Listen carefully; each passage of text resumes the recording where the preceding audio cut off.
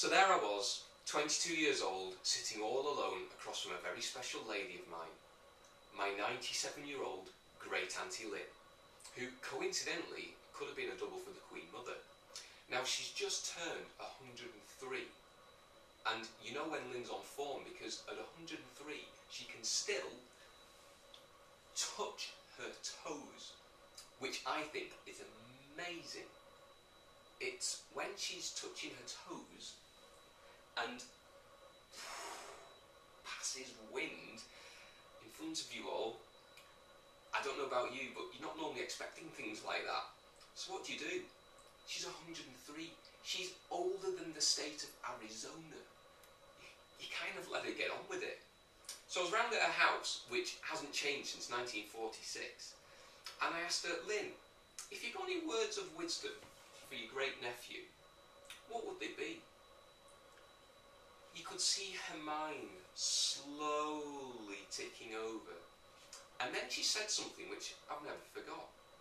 She simply said, always take an honest and genuine interest in other people, darling.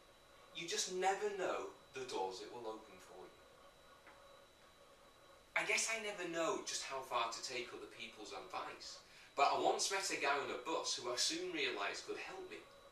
Yet we got that carried away talking that as my stop was approaching, I didn't have his business card. I'd only recently moved house and didn't know the area.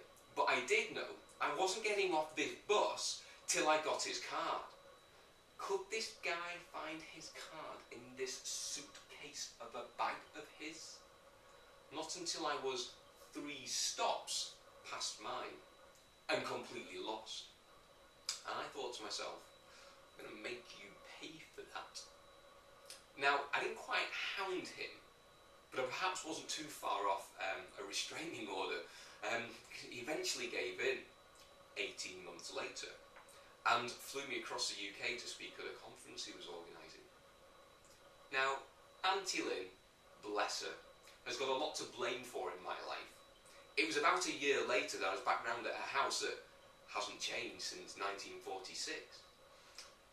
There I was, cup of tea in one hand, slice of cake in the other, and my opportunity had arisen again.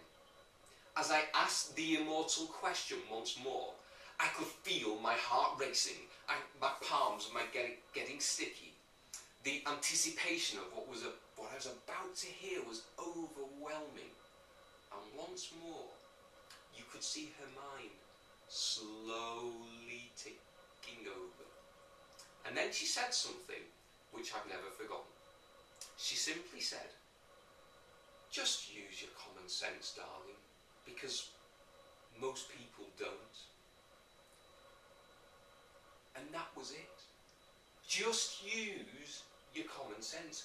Just use your common sense. How many times do you think I've heard that before? I felt robbed. I felt cheated. I was almost angry.